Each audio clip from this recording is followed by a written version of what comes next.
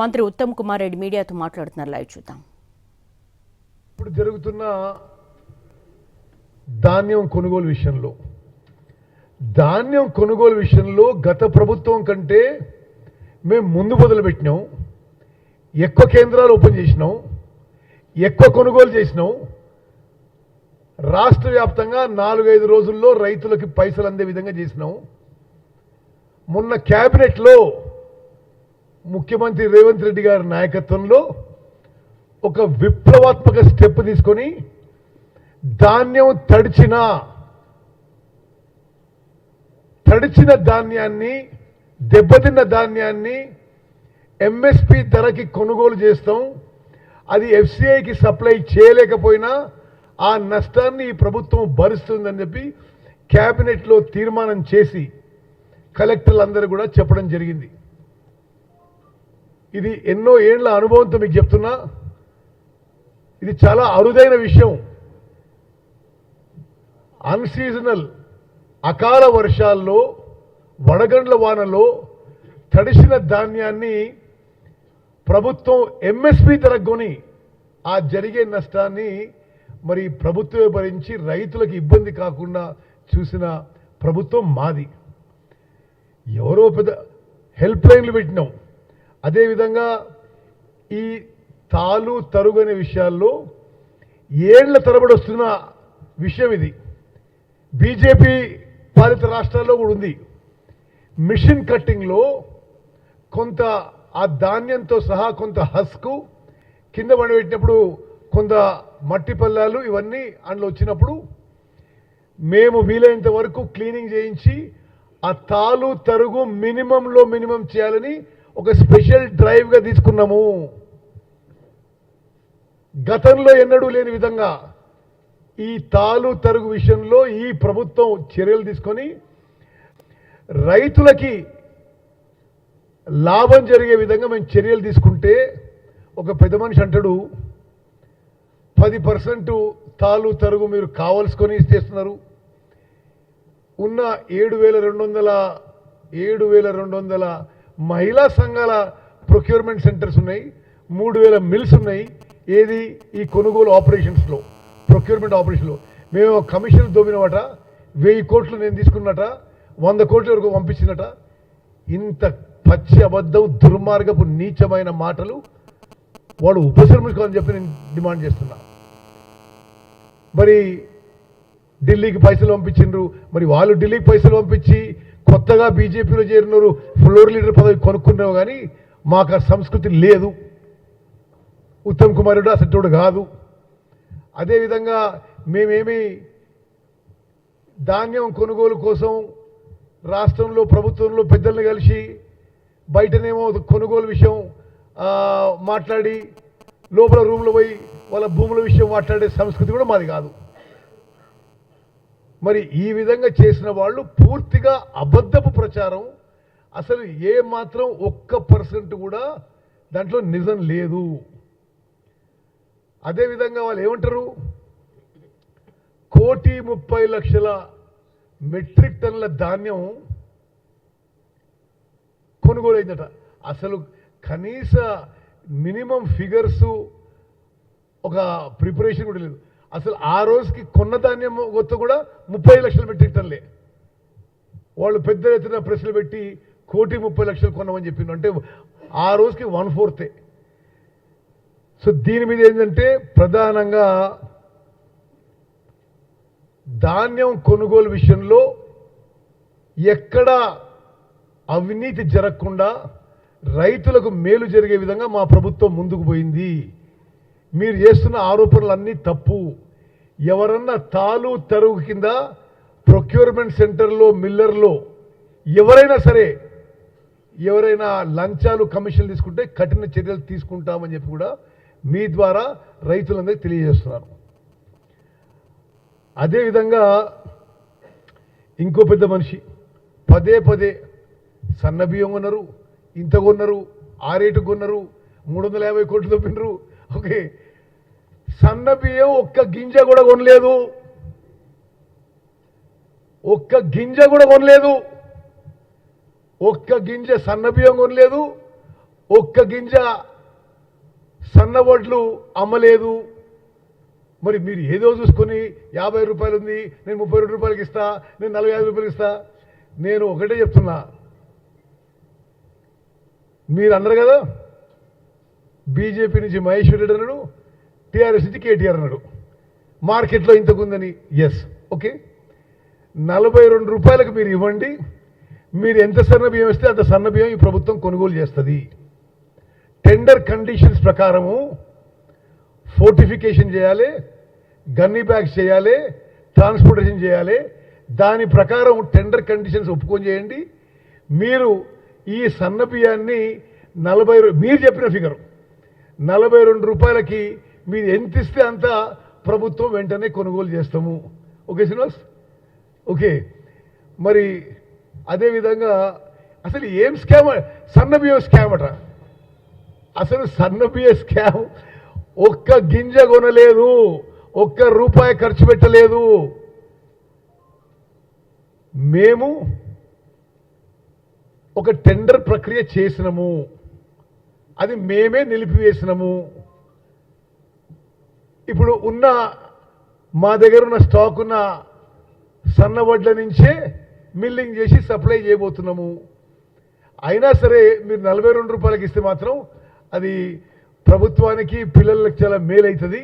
మేమేమైతే tender condition పెట్టినామో ఆ tender కండిషన్స్లో మీరు అన్నీ యాక్సెప్ట్ చేస్తే 42 రూపాయలకు సప్లై చేయమని చెప్పి మేము బహిరంగంగా 2 పార్టీలకు కూడా మేము పిలుపునిస్తున్నాం. అదేవిధంగా మిల్లర్ల విషయం, నేను 30 ఏళ్ళ సేపు రాజకీయాలు ఉన్నా, 30 ఏళ్ళ సేపు ప్రజాప్రతినిధి ఉన్నా, 6 సార్లు ఎమ్మెల్యే ఉన్నా, ఎంపీ ఉన్నా, ప్రతిపక్షంలో ఉన్నా, అధికార పక్షంలో ఉన్నా, ఉమ్మడి ఆంధ్రప్రదేశ్లో మంత్రి ఉన్నా, రాష్ట్ర కాంగ్రెస్ పార్టీ అధ్యక్షుడు ఉన్నా, మళ్ళా మంత్రి ఉన్నా. మిల్లర్లపై ఇంత ఖచ్చితమైన రూల్ మైండెడ్, పూర్తిగా రూల్స్ అండ్ ప్రొసీజర్స్ పోయే ప్రభుత్వం ఇదే మొదటిసారి అని చెప్పి నేను మనం చేస్తున్నా. గతంలో ఇష్టం ఉంటే ఒక తీరుగా, ఇష్టం లేకుంటే ఒక తీరుగా వసూలు చేసుకోవడాలు ఇవన్నీ కామన్ ఉండే.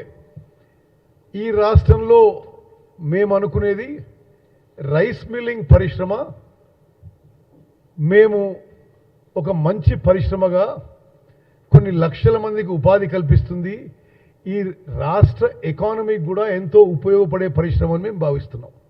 కానీ అందులో ఉన్న కొంతమంది తప్పు చేసే వాళ్ళని మేము గవర్నమెంట్ ప్రొసీజర్స్ ప్రకారం యాక్షన్ తీసుకుంటున్నాము. డిఫాల్ట్ చేసే రైస్ మిల్స్కి మళ్ళీ ధాన్యం ఇవ్వడం లేదు.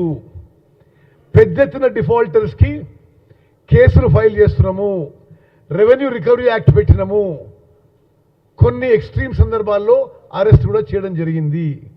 కానీ అది నార్మల్గా మా విధానం కాదు. మేము on the whole rice mill పరిశ్రమని మేము ప్రోత్సహించదలుచుకున్నాం. కానీ ఎవరైతే గవర్నమెంట్ స్టాక్ ఉంచుకొని ఆ స్టాక్ని అమ్మేసుకొని అది వాపసు ఇవ్వమంటే మరి ఇబ్బంది పెడితే మేము we are custodians of public property, అది రికవర్ చేయాల్సిన బాధ్యత మా మీద ఉంది. మరి వీళ్ళకి ఎందుకు ఇంత ఇబ్బంది వస్తుందో బీఆర్ఎస్కి బీజేపీకి వాళ్ళు చుట్టూ చేరింది. ఈ డిఫాల్టర్ రైస్ మిల్స్ వాళ్ళ చుట్టూ చేరి వాళ్ళ ద్వారా ఈరోజు వాళ్ళు మాట్లాడిస్తున్నారు. షకీల్ ఎవరండి, ఎక్స్ఎమ్మెల్యే టీఆర్ఎస్, కరీంనగర్లో భువనగిరి వేణుగోపాల్ ఎవరు, ఎవరికి మిత్రుడు, కరీంనగర్ వాసులు చెప్తారు. మా సూర్యాపేట జిల్లాలో ఒక సోమనర్సయ్య, ఇటువంటి వాళ్ళు కొన్ని 100 కోట్లు ప్రజాధనం ఎగ్గొడితే వాళ్ళ మీద మేము చర్యలు తీసుకుంటే వాళ్ళు వీళ్ళ దగ్గర చేరి ఏదేదో ఉన్నది లేనిది అబద్ధాలు మాట్లాడిస్తున్నారు. అసలు కొందరి స్టేట్మెంట్లు లేఖలు కన్ఫ్యూజన్ ఉన్నాయి. ఒక దగ్గర ఏముంటుందంటే మిల్లర్ల మీద ఎందుకు యాక్షన్ తీసుకోవాలని ఒక దగ్గర ఉంది, ఒక దగ్గర మిల్లర్లు ఇట్లా చేస్తున్నారు ఉన్నది. మరి ఫస్ట్ మీరు మీ సూచన స్పష్టంగా ఇవ్వండి, తప్పనిసరిగా ఒక ప్రజాస్వామ్య పద్ధతిలో ఆలోచన చేస్తాం. మేము మాత్రం చాలా క్లియర్గా ఉన్నాము. డిఫాల్టర్ అయిన మిల్స్కి మేము ధాన్యం ఇవ్వడం లేదు. అయితే గతం నుంచి ఉన్న ఒక జియో ఏంటంటే డిఫాల్ట్ మిల్స్ 100% వాళ్ళు పెట్టాల్సిన కస్టమ్ బిల్లింగ్ రైస్ పెట్టిన తర్వాత 25% పెనాల్టీ కట్టాలి. ఆ 25% పెనాల్టీ వాళ్ళు బ్యాంక్ గ్యారెంటీ రూపంలో ఇవ్వచ్చు. అదే ప్రొసీజర్ ఫాలో అయ్యి మేము రాష్ట్రంలో ఒక్క మిల్లు కూడా ఎక్సెప్షన్ ఇవ్వలేదు. అర్హత ఉన్న వాళ్ళందరికీ ఇచ్చినాం, అర్హత లేని వాళ్ళకి ఇవ్వలేదు. వీళ్ళేదో పెద్ద పెద్ద మాటలు మాట్లాడుతున్నారు తెలిసి తెలియని ఈ విషయంతో. నేను ఒక రైస్ మిల్లింగ్ బెల్ట్ నుంచి 6 సార్లు ఎమ్మెల్యేగా ఎంపీగా ఎన్నికైనా అసలు వరి ధాన్యం విషయం, రైస్ మిల్లింగ్ విషయం మరి నాకంటే చాలా తక్కువ మందికి ఎక్కువ తెలుసునొచ్చు. ఈ విషయంలో కూడా నేను మరోమారు మనం చేస్తున్నా, 95% రైస్ మిల్లర్స్ చాలా మరి మంచిగా వాళ్ళ పరిశ్రమలు నడిపించుకున్నారు. వాళ్ళకి అన్ని విధాలుగా మా గవర్నమెంట్ కూడా ఎంకరేజ్ చేస్తుంది. కానీ మీరు 100 కోట్ల గవర్నమెంట్ ప్రాపర్టీ మీ దగ్గర పెట్టుకొని మేము ఏదో గతంలో టీఆర్ఎస్లో ఉన్నట్టు టీఆర్ఎస్ ఎమ్మెల్యేలకో టీఆర్ఎస్ మంత్రులకో మీకు పైసలు ఇచ్చి నడిపించుకుంటుంటే అది ఇప్పుడు కుదరదు. ఒక విషయం చెప్తున్నా, బాధ్యతారహితమైన ఆరోపణలు కొందరు చేస్తున్నారు. ఉత్తమ్ కుమార్ నేను నీతి నిజాయితీ ఈ 30 ఏళ్లలో ఎవరు ప్రశ్నించలేదు. నేను రైస్ మిల్లర్ నుంచి పైసలు తీసుకోవడం కాదు కదా, వాళ్ళకి కలవడమే తక్కువ. వాళ్ళు సంఘం ద్వారా వస్తే తప్పితే ఎవరో ఏదో పిచ్చి పిచ్చిగా మాట్లాడితే దానికి అన్నిటికీ జవాబు ఉండదు. అదేవిధంగా ఇది రెండో విషయం. ఈ గత ప్రభుత్వం ఏం చేసిందంటే చాలా ధాన్యము అప్పుడు సేకరించినప్పుడు ఉదాహరణకు పోయిన రబీకి వాళ్ళు కస్టమ్ మిల్లింగ్కి రైస్ మిల్స్కి ఇచ్చిండ్రు. రైస్ మిల్స్కి ఇచ్చి చాలా అధ్వానపు పరిస్థితిలో స్టోరేజ్ ఉండే. అయితే 7 జూన్ 2023కి రాష్ట్ర రైస్ మిల్లర్ అసోసియేషన్ ఈ ప్యాడీని మీరు ఆక్షన్ చేయండి, ఈ ప్యాడీ చాలా డిస్కలర్ అయి మొలకెత్తింది, ఇది damage discolour paddy is not suitable for milling in to rice and also not fit for human consumption. ఇది రైస్ మిల్లర్లు ఇచ్చిన లెటర్ అప్పటి ప్రభుత్వానికి. Therefore, we humbly request the Honorable Minister for Civil Supplies to kindly issue necessary orders due to the reasons explained above for the inferior quality of paddy procured in Rabi 22-23 to conduct auction in open market sales due to the paddy getting less OTR. అంటే less OTR అంటే ఆ paddy milling చేసిన బియ్యం తక్కువ వస్తుంది అని. Okay, ఇది అప్పుడు పోయిన ప్రభుత్వంలో రైస్ మిల్ అసోసియేషను రాష్ట్ర ప్రభుత్వానికి ఈ రిక్వెస్ట్ పెడితే అప్పుడు ఆ రాష్ట్ర ప్రభుత్వం ఆక్షన్ చేయాలని చెప్పి ముందుకు వచ్చిండ్రు, వాళ్ళే వచ్చిండ్రు. ఇదంతా ఈ నిర్ణయాలు కూడా అన్నీ వాళ్ళు తీసుకున్న నిర్ణయాలు. ఇవి పేషి వాళ్ళు ఆక్షన్ పెడితే గత ప్రభుత్వం ప్యాడీ ధాన్యం ఆక్షన్ పెడితే అప్పుడు వచ్చిన రేటు 1700 రూపాయలు. 1700 రూపాయలు. ఏది అప్పుడు ధాన్యం కేవలం 3-4 నెలల ఏజ్ ఉండే, అప్పుడే వాళ్ళు డ్యామేజ్ అయిన పెట్టినరు. ఇప్పుడు సంవత్సరం దాటింది, ఇంకా కొంత క్వాలిటీ తగ్గింది. బికాస్ స్టోరేజ్ అంటే అన్ని చోట్ల స్టోరేజ్ సరిగా లేదు. వాళ్ళు ఆ ధాన్యం ఆక్షన్ పెడితే 1700 రూపాయలు వచ్చింది. అయితే మేము ఆక్షన్ పెడితే ఎంత వచ్చింది? మేము ఆక్షన్ పెడితే దొడ్డు రకాల ప్యాడీకి వాళ్ళు 1700 పెడితే మాకు 2007 వచ్చింది. 2007 రూపాయలు పర్ క్వింటాల్. వాళ్ళు సన్న రకం ధాన్యానికి వాళ్ళకి 1700 వస్తే మాకు 2407 వచ్చింది. అంటే దీనికి దానికి కలిపి యావరేజ్ ప్రైస్ 2022 వచ్చింది. అప్పుడు 1700 వచ్చింది, ఇప్పుడు 2022 వచ్చింది. ఓ కుంభకోణం ఏంది కుంభకోణం అంటున్నాడు కేటీఆర్. అరే నీ టైంలో నువ్వు అంటే అప్పటికిప్పటికీ ప్రభుత్వానికి వచ్చే ఎడిషనల్ ఇన్కమ్ 1110 కోట్లు, 1110 crores additional income generated in open auction. మరి అసలు వాళ్ళు మాట్లాడేది ఏంటిది? ఓ దీంట్లో ఇదైంది అంటే, దీంట్లో ఇదైందంటే 1700కి ఏం కావాల్సి ఉండే, 1700కి ఏం కావాల్సి ఉండే? భారతదేశంలో జరిగిన ఏ ఆక్షన్లో కూడా ఇంత రేటు రాలేదు. మేము దాన్ని ముందుకు తీసుకుపోతున్నాం. ఒక పెద్ద మనిషి అంటాడు, ఎవరు ఆయనకట 216 రూపాయలకి ఏదో అగ్రిమెంట్ అయిందట. ప్రభుత్వం ఇన్వాల్వ్ అందులో అసలు ఎవరికేం సంబంధం? మేము గత ప్రభుత్వానికంటే 20% ఎక్కువ ఇన్కమ్ రాష్ట్రానికి వచ్చింది. ఇది మీరు పచ్చి అబద్ధాలు మాట్లాడుతున్నారు. అసలు ఇంకో ఏమంటాడు, 1000 కోట్లు అడిగింది కుంభకోణం. అసలు ప్యాడీ లిఫ్ట్ అయిందే వాల్యూ 200 కోట్లు ఇప్పటి వరకు. ఇందులో ఆయన 1000 కోట్లు తీసుకుని ఈయన 1000 కోట్లు తీసుకుంటున్నాడు. ఎవరు ఏం తీసుకోలేదు. ఇది ఖచ్చితంగా ప్రొసీజర్ ప్రకారం, రూల్ ప్రకారం జరిగిన విషయం. ఈ రాష్ట్ర ప్రభుత్వం సివిల్ సప్లైస్ విషయంలో మరి పూర్తిగా పారదర్శకంగా మేము వ్యవహరిస్తున్నామని చెప్పి నేను మనవి చేస్తున్నా.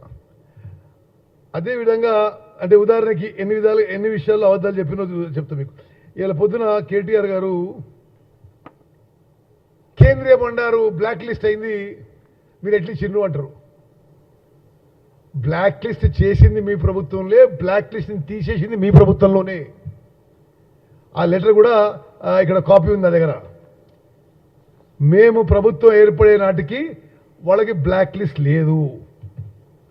మరి ఈ విధంగా ప్యాడీ ప్రొక్యూర్మెంట్ విషయంలో కానీ, సన్నబియ్యం విషయంలో కానీ, ప్యాడీ ఆక్షన్ విషయంలో కానీ పూర్తిగా అబద్ధాలు మాట్లాడుతున్నారు. ఉదాహరణకి మహేశ్వరుడు ఏమంటాడు, అసలు ప్యాడీ ఆక్షన్కి అసలైన ధర 2223 ఆయన చెప్పిన ఫిగర్ రైట్. ఈ రెండు పార్టీలకు మేము చెప్తున్నాం 2223కే ఇచ్చేస్తాం, మొత్తం దాన్ని పికప్ చేసుకోండి. మీరే తీసుకున్న ధరకి. మేము అంటే మీరు వదిలిపెట్టిపోయిన ప్రాబ్లమ్స్ అన్నీ తీరుస్తూ, ఈ సెక్టర్లో కొంత రిఫార్మ్స్ తీసుకొస్తూ, ఈ సెక్టర్లో కొంత క్లీనప్ చేసే ప్రయత్నం చేస్తే మరి నా మీద వ్యక్తిగత అక్కసో, లేకపోతే ఒక ఆయనకి వాళ్ళ పార్టీలో చాలా ఓవర్ స్పీడ్గా ముందుకు పోవాలని ఉందో మరి అవన్నీ నాకు తెలియదు. కానీ వాళ్ళు మాట్లాడే మాటలు మాత్రం పూర్తిగా సత్యదూరమైన విషయాలు, కంప్లీట్ లైస్. ఈ విషయంలో మీరు ఏమన్నా ఇంకా అడగదలుచుకుంటే చెప్పండి.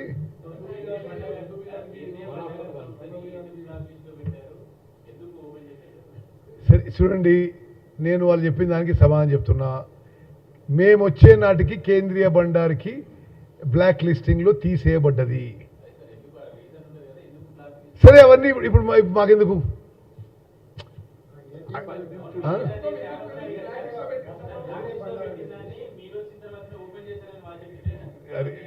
అరే నేను చెప్పిన లెటర్ ఇస్తా ఉంటారు కదా మీకు. ఏడబెట్టినో ఏమో కానీ నేను మీకు లెటర్ ఇస్తే వాళ్ళే పెట్టి వాళ్ళే లిఫ్ట్ చేసిండ్రు. సరే ఏదో విషయంలో వాళ్ళు సరే తెలంగాణ ఒక ఈ రెసిడెన్షియల్ స్కూల్స్కి యూనిఫామ్స్ సప్లై చేయలేదని బ్లాక్ లిస్ట్లో పెట్టారట. తర్వాత వాళ్ళు అప్పీల్ చేసుకుంటే సరే ఇక అయిపోయింది, ఈసారి బ్లాక్ లిస్ట్ రివోక్ చేస్తున్నాం, మీరు సప్లై చేయండి అని ఇచ్చారు.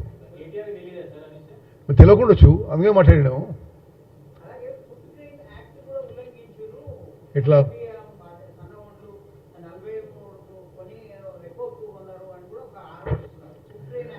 బ్రదర్, సన్న బియ్యం ఒక్క గింజ కొనలేదు, ఒక్క రూపాయి ఖర్చు పెట్టలేదు. ఇక అది దాంట్లో కూడా లెక్కలేసి ఇట్లా జరిగి 350 కోట్లు ఇదో పిండు, ఆ 100 కోట్లు ఆయన తీసుకుండు.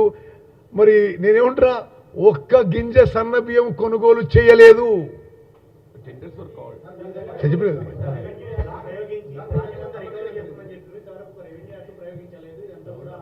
ఓకే ఓకే, గతంలో ఎప్పుడూ లేని విధంగా మేజర్ మిల్లర్స్ ఎవరైతే డిఫాల్టర్లు ఉన్నారో వాళ్ళ మీద సీరియస్ కేసులు పెట్టడం జరిగింది. రెవెన్యూ రికవరీ యాక్ట్ పెట్టడం జరిగింది. 43 మీద పెట్టింది. ఓకే, 43 మంది మీద రెవెన్యూ రికవరీ యాక్ట్ పెట్టడం జరిగింది. కొంతమంది అరెస్ట్ చేయడం జరిగింది. మరి అన్ని విధాలుగా చర్యలు తీసుకుంటూ మీకు చెప్పాలి మిత్రమా, గతంలో ఒక్కసారి కూడా ఇట్లా యాక్షన్ తీసుకోలే. ఇట్లా తీసుకుంటే ఇట్లా అధ్వానం పరిస్థితి రాకపో.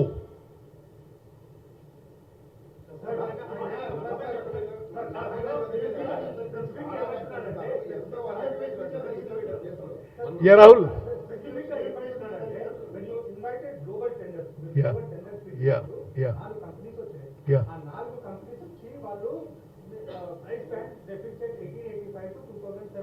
Okay.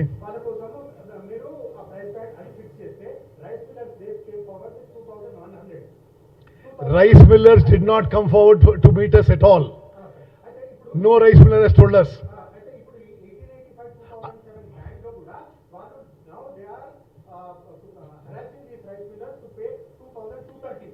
No. See, Rahul, 1 minute.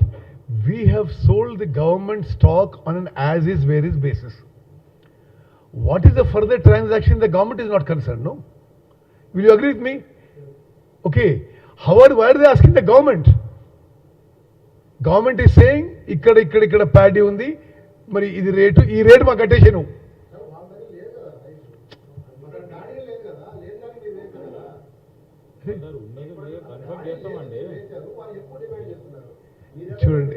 చూడు తిరుమల తిరుపాల్, మాకు ఆ మిల్లర్ల దగ్గర ప్యాడీ ఉందని చెప్పి మా బుక్స్లో ఉంది. Record there showing that the miller has paddy. ఇప్పుడు it is 20,000 crores. You just want to give it up like this. ఇది వాళ్ళు చేస్తున్న ఈ తప్పుడు ప్రచారం, ఆలోచన ఈ రాష్ట్రానికి మంచిది కాదు.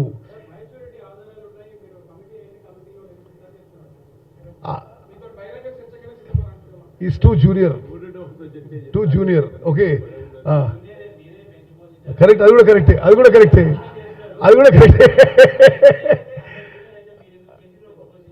అది జూనియర్ కాబట్టి పెంచిపోయినావు. లేదు, అసలు ఇల్లాజికల్ అండ్ ఇర్రాషనల్ కి మేము జవాబు చెప్పడం అవసరం లేదు.